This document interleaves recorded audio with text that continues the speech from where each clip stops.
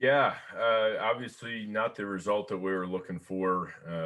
I thought that there was a lot of really good football played on that field by both sides, but I thought that we really played some good ball, but we didn't play it for 4 quarters. That's the reality. We didn't play football all the way through. We had just that kind of that lapse in the middle there in the second quarter where we just didn't play good enough ball to win. We made some critical mistakes to beat ourselves, similar to last week, and we just didn't focus in the moment. We talk. You see it over here over this is my left shoulder. I don't know how you're looking at it, but to see that what's important now, that's kind of what we focus on. And I thought really for the most part, it was way, way, way better than it was last week. We just those lapses, and I think that's the lesson, right? We still have a young football team learning how to win and learning how to win consistently, and understanding how to win consistently is every single moment, every single play, and having to string that all the way together for 60 minutes. That doesn't mean perfect. It just means that has to be our very best in every single moment. When you turn the video on, it wasn't our very best from the first snap to the last. There was a lot at the end you see in the fourth quarter, we made a great comeback, all that good stuff, but we've got to string it together.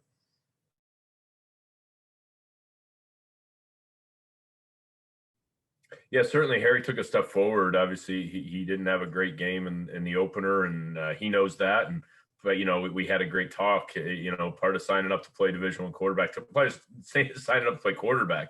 Doesn't matter what level you're at, Pop Warner, high school, Division One, NFL.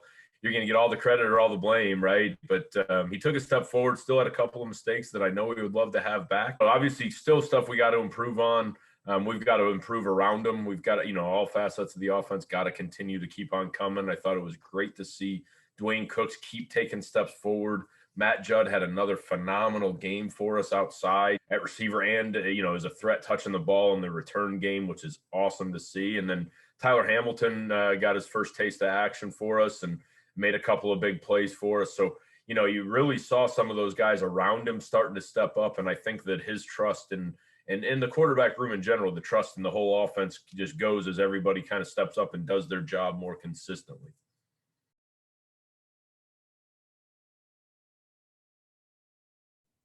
Yeah, I think the biggest improvements were from those freshmen, and certainly there's improvements from everybody. There's lots of names I can call out here, but you see a guy like Jordan Smith and that fumbles, early in the game a week ago and comes back and has a phenomenal game, runs so hard for us, right? Has some big pickups and protection, kind of the stuff that goes unnoticed, does a phenomenal job for us there.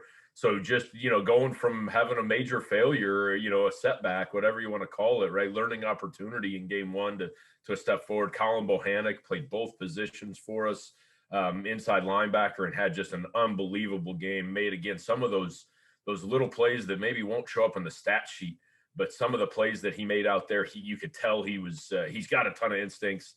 Then you got Jordan Vincent and Kalen Drakeford that started game one and game two. They made steps forward.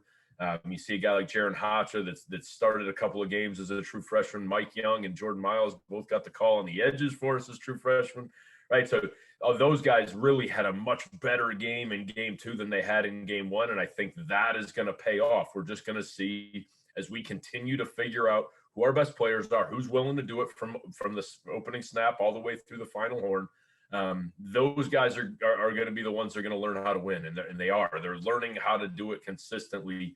Again, with those freshmen, they're so used to being the best player on the field and not having to dominate all the time, right? To really be successful because of their talent level. And right now they're learning how everybody else on the field is as good or better than them, and they've got to be at their top level every minute of every single play. And I'm just I'm so excited for the future because the way that these guys and everybody on the team, top to bottom, but the way that these young guys are understanding what it takes is just going to keep on giving us those little inches. That's what I said to the team after the game is, we're clawing, we're fighting, we're scratching to get to the top of that summit here. And I think every inch that we take, we're learning more and more what it takes to win. And it's just that's it. Winning a Division One football game is one of the hardest things that anybody will ever do. So that we're all learning that, and it's going to be a phenomenal lesson for us in football and in life.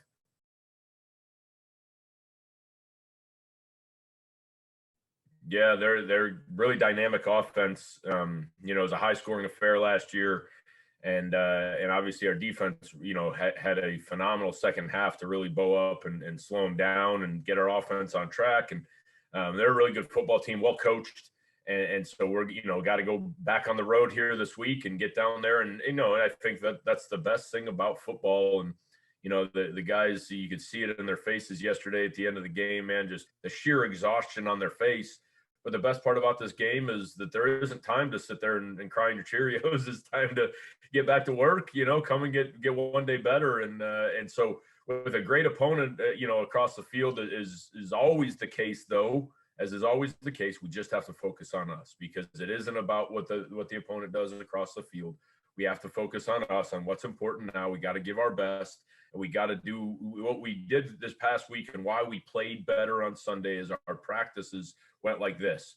We've got better and better and better throughout the week, and we peaked on Sunday. Now we just have to stay at where that peak is, and then keep on building higher and higher and higher, and not take a dip down. So that's the goal here, is to show up on Wednesday's practice and not go down here and then build back up to the exact same level. It's stay here and build up even more. That's how we're going to go win this game.